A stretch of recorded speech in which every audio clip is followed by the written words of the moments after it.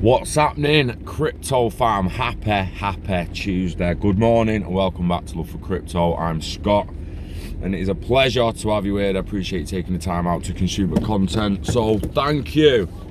I just want to run over a few things today. One thing, the Bank of England and their tests with DLT, distributed ledger technology. I will be talking about this at DLTCon quite heavily at the start, but it's currently in my keynote for DLTCon, put it this way. But I just wanted to retouch on it because since 2013, Bank of England have been conversing and testing and working with the likes of Ripple and other people to make sure they're prepared to move forward with DLT, not only creating new messaging systems, but our RTGS system's already pretty good. You might have heard Mark Carney on a Future of Money speech talking about how they're opening up the RTGS systems to the private sector, and the private sector, they're building these links and bridges. You know, they're talking in code in all these chats and people still want to deny it. So let's try and get through this quickly before I have to leave for work because it's already 10 to 6. I'm almost running a little late for myself. So, digital regulatory reporting. We want to make regulatory reporting easier for firms to improve the quality of the information they provide. We're working with the Financial Conduct Authority and other organisations to explore how digital technology can help. During the first phase of this work, we developed a prototype reporting system to send data using a distributed ledger technology network. In the second phase, we looked at the potential cost and logistics of implementing and using a digital approach to regulatory reporting as a whole.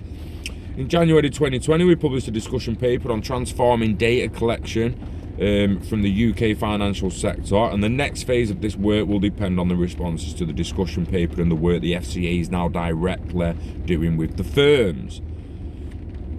FCA working directly with firms to sort this out. Interesting. Firms have worked with in the past for the regulatory reporting. So, we worked with the FCA and a number of other organisations on a 6-month pilot to develop a prototype using DLT network. The prototype calculates and supplies data for 2 types of regulatory reporting: UK domestic mortgage reporting, calculation of the common equity tier 1. The report below is a summary of these activities and findings. Digital regulatory reporting pilot phase 2. The FCA, the Bank of England and 6 regulated firms have jointly published a viability assessment report that outlines phase 2 of this pilot. The report looks at the technological and economic factors. Now that gets all boring for anyone who don't want to read it, so I'm going to step away from that and talk about what they did with who. Cybersecurity with BitSight. In the BitSight proof of concept, we tested BitSight's tool that assesses a firm's cyber resilience based on publicly available data. The BitSight proof of concept available. It's bankofengland.co.uk/research/fintech/proof-of-concept. Go check the site out. You can then view the BitSight proof of concept PDF on its own and so on. Again, I can cover these if wanted. If people want me to cover them in depth on Saturday morning, then give us a shout and I will do. But Anomaly and Threat Connect, we ask these companies to create a searchable database where the intelligence on cybersecurity threats can be optimized and stored. Again, the PDF's available. Distributed Ledger Technology, PwC. Our project with PwC looked at possible applications of blockchain and distributed ledger technology. Nothing much more said then. Ripple. We carried out a proof of concept with Ripple to explore the synchronized movement of two different currencies across 2 different real-time gross settlement systems linked using Ripple Connect and the Interledger protocol. We wanted to demonstrate how this kind of synchronization might lower settlement risk and improve the speed and efficiency of cross-border payments. Cross-network payments, guys. Cross-network. I mean, I know it's starting with cross-border, that's all anyone's thinking is cross-currency, but it will end up cross-network, swapping anything of value, ILP, you know this. Chain, the proof of concept explored how distributed ledgers could be configured to enable privacy amongst participants while keeping data shared across a network. All about that data sharing, aren't there, these banks and governments, I tell you. Baton Systems, Clearmatics Technologies Limited, R3 and Token. The bank completed a proof of concept to understand how renewed RTGS service could be capable of supporting settlement in systems operated on innovative payment technologies, such as those built on DLT. Innovate. You're gonna innovate. Innovate. Yeah, I don't know how I'm supposed to fucking enunciate that, but it's innovate, so it's innovated. Innovative. Not many left now, and then I've got to go. Machine learning. Mindbridge Analytics Inc. Mindbridge Artificial Intelligence or detects anomalies in financial transactions and reports using data science, machine learning, and other AI technologies. This proof of concept, we asked the firm to prove the analytical value of the tool for detecting anomalies in anonymized credit union databases. I couldn't have said that fast, Jesus. Whatever that meant. Yeah, check the PDF out if you want. Mindbridge Analytics Inc. Proof of concept. BMLL's machine learning platform provides access to historic limit order books data, trading exchanges records, or buyer-seller interest in particular trades, with the aim of making it easy to analyze and check anomalies in the data while testing the alpha version of the BMLL proof of concept. Nice. Oh, they did another Mindbridge Analytics Inc. In the second phase. The bank built on previous learnings to look at the versatility of the Mindbridge AI auditor tool to provide data visualization and data preparation techniques for large numeric and transaction level databases, including credit union databases and daily data sets.